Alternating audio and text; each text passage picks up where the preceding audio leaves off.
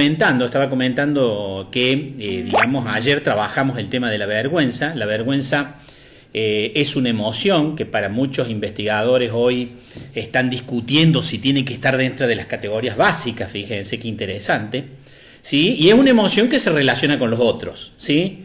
Y que está muy conectada con la culpa, porque en el caso de la vergüenza, ¿se acuerdan que habíamos visto ayer? Tiene que ver con la evaluación nuestra con respecto a los otros, y la culpa es con respecto a los otros también una evaluación nuestra. O sea que en los dos casos se relaciona mucho con los otros, ¿sí? Con lo que nosotros suponemos que piensan los otros.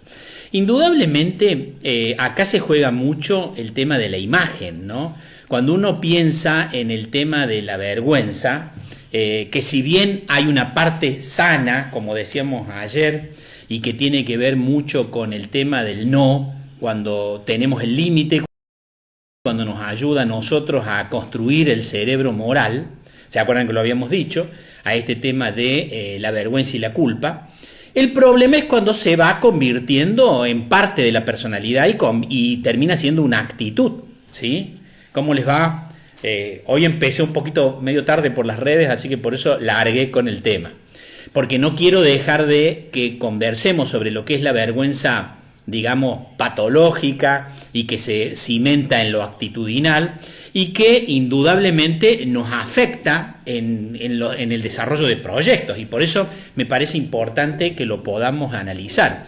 Algunos amigos me enviaron personalmente su situación de vergüenza, que era lo que habíamos tratado de trabajar ayer, que hicieran un recuerdo de una situación vergonzante, y lo interesante es que muchos me planteaban cómo superaron el tema.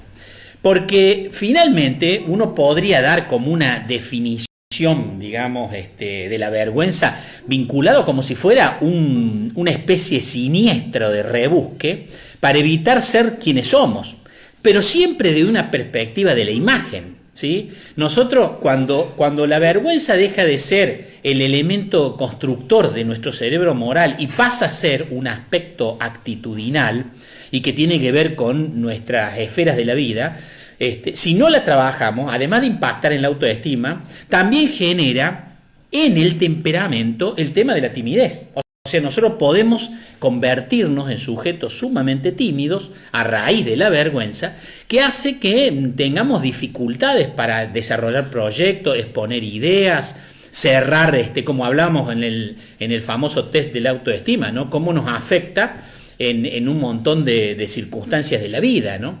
Recordemos que la vergüenza está relacionado con una supuesta verdad de imagen que nosotros suponemos que va a quedar en descubierto o que queda en descubierto frente a algo que es lo que nos hace a nosotros desencadenar todas las reacciones químicas que están vinculadas a este tipo de emoción.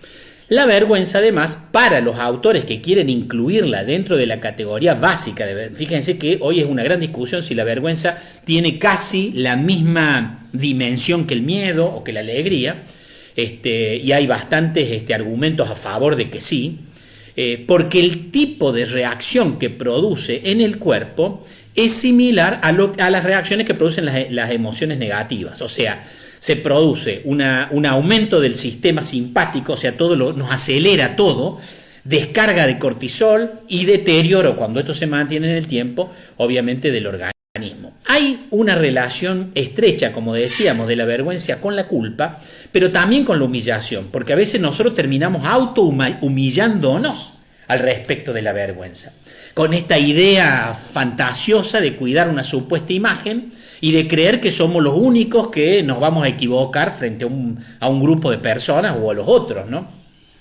Eso hace que uno se esconda, que no pueda, como decíamos, expresar sus opiniones, digamos, cuando estamos hablando de cuando se convierte en un elemento del carácter o actitudinal, perdón, del temperamento, no del carácter, por eso es de riesgo, ¿no es cierto? Y hay que trabajarlo, y se trabaja con el moldeamiento del carácter, indudablemente.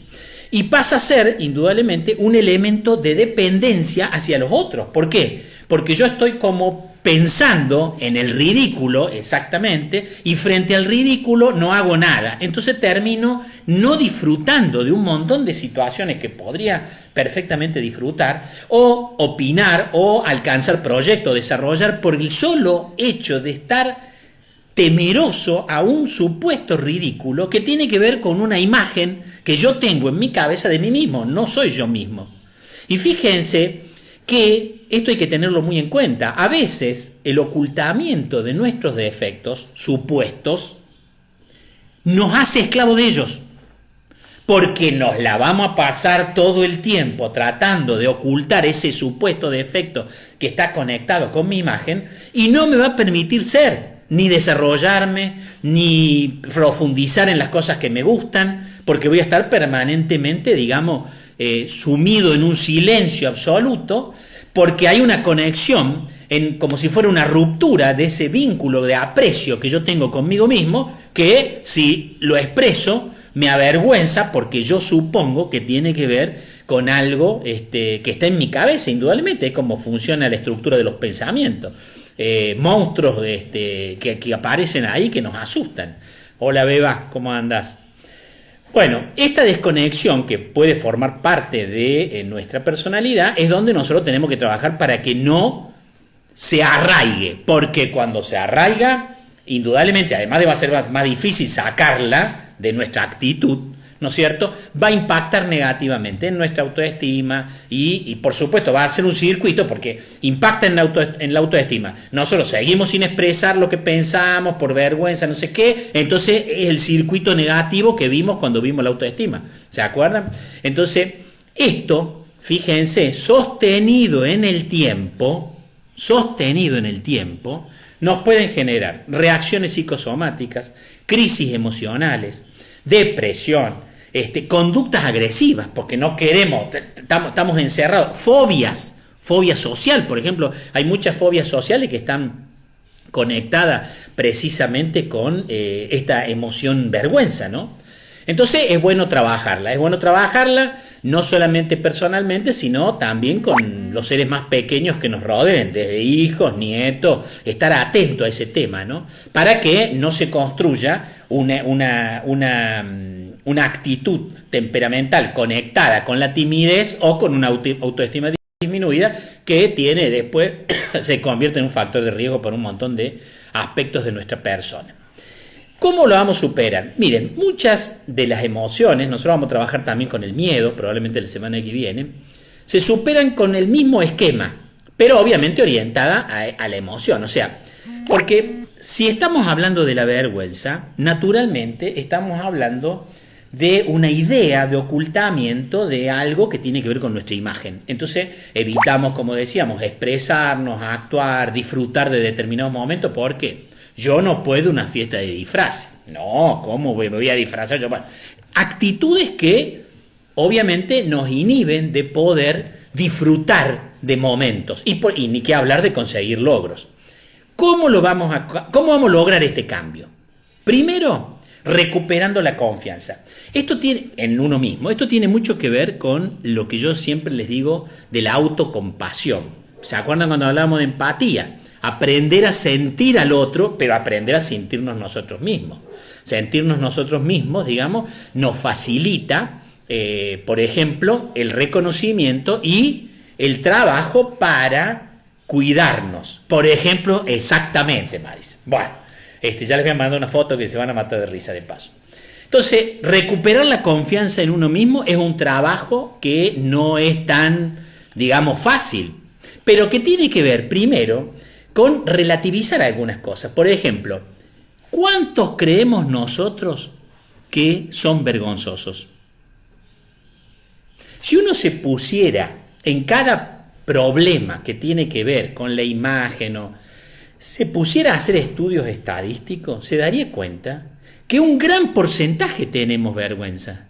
A nadie, salvo hay un grupo de sinvergüenza, que es otro capítulo, que ya hablaremos, es otro capítulo. Pero hablando de las personas con una estructura de personalidad adecuada, ¿no es cierto?, con dificultades, pero adecuada, ¿no es cierto?, a la cultura y a las costumbres nuestras, Todos tenemos. Entonces, ya cuando relativizamos en el todos, nos ayuda, nos da como más confianza. Uno dice, bueno, ya, no es que uno solo, no, todos tenemos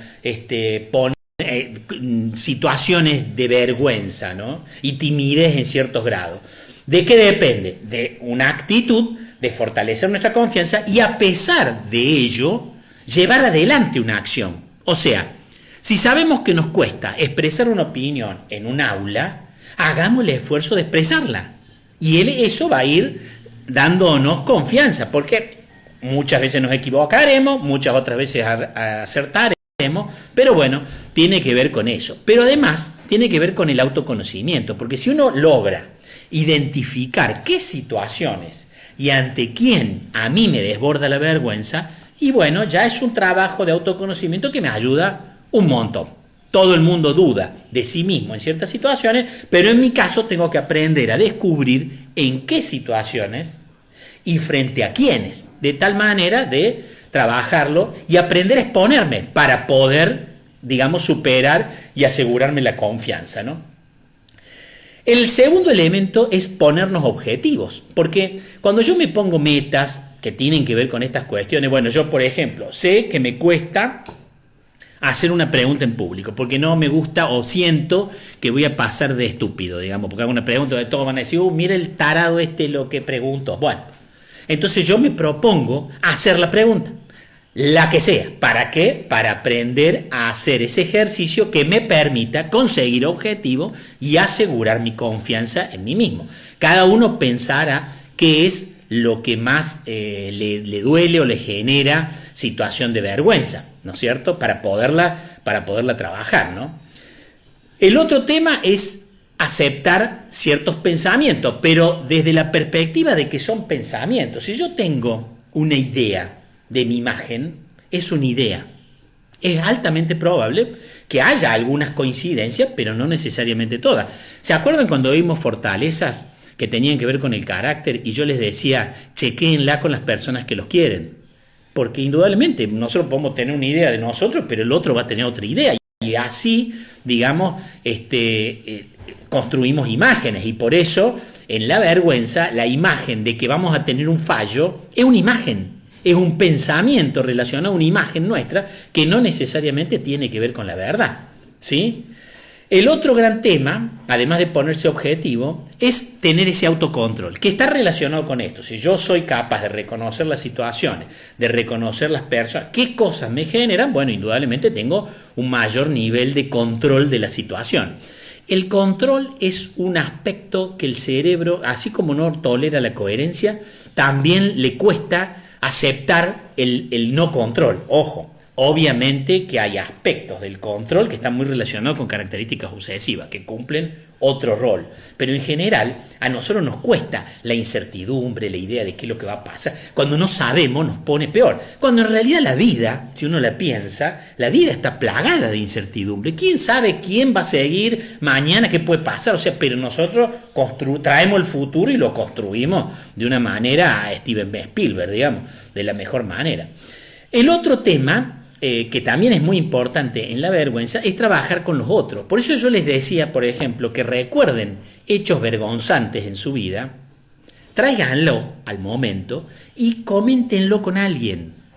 Porque eso disminuye la tensión de lo que ustedes tienen ahí como algo oculto, ¿sí? Disminuye la tensión y así como pasa con todo, guarda, lo que se relativiza y lo que se toma con humor disminuye la tensión.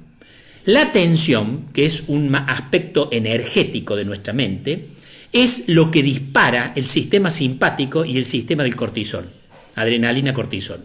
Y es lo que nos hace daño, porque eso es un gran avance. Digo, el estrés, por ejemplo, no es como si fuera a todo. Fíjense, en algunos lugares el estrés lo viven unos y otros no. ¿Por qué? Porque depende la tensión que nosotros mismos generamos, no la tensión del ambiente, nuestra cabeza, cómo genera tensión, y ese desequilibrio. Y ahí es donde, bueno, aparecen un montón de fantasmas, digamos, que nos pueden dañar. Entonces, repito, recuperar confianza, trabajar el tema de objetivos, o sea, recuperar confianza en sí mismo, trabajar el tema de objetivos, autoconocimiento, reconocer qué situaciones y con quiénes me pongo en situación supuesta vergonzante porque hay un problema con mi imagen, para poderlo explorar, conversarlo con otro al asunto, ponerle una cuota de humor. Cuando yo decía recordar, algunos lo recordaron duramente al recuerdo vergonzante, pero hay otros que no.